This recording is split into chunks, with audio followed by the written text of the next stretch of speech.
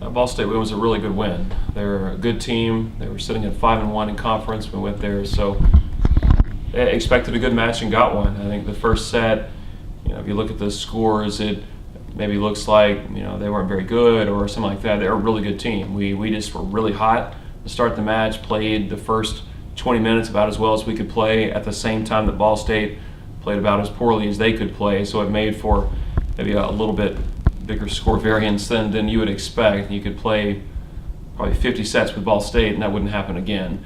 But regardless, glad to get it, and then the rest of the way it was a good match. They're, like I said, a good team.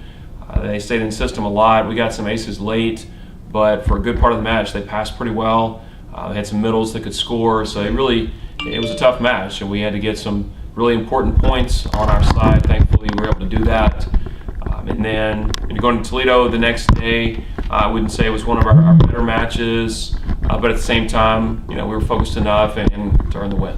One of the real benefits of being a balanced team, or of having a number of players that can score, is it makes you tough to defend. And going to that match, Ball State clearly made the decision to stop our outsides. And the first two sets, they did a great job of that. Jamie struggled, Kelly was doing okay, but not hitting her at a normal level.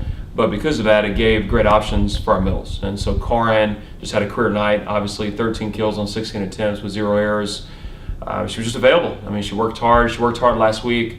All last week, she heard us talking about Haley Benson, which was the #1 middle from Ball State. And we talked about her every day.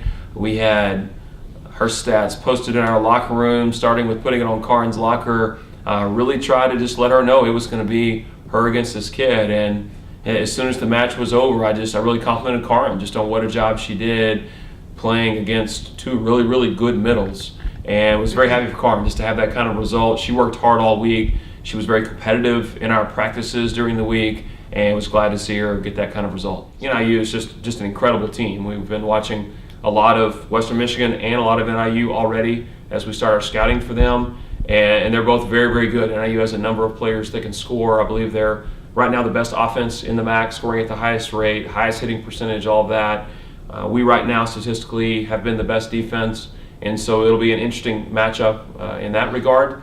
But again, we can't for a second overlook Western Michigan. They're a very good team. We have to make sure that we take one match at a time. A real key for us as coaches is to find commonalities between the two teams. What are some things that both teams do that we can then get in the gym and practice that helps us be better against both?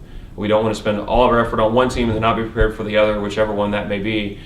So it's definitely a goal for us as coaches to find things that make us better against both opponents and make sure we're good in both matches, because again, they're both very good teams.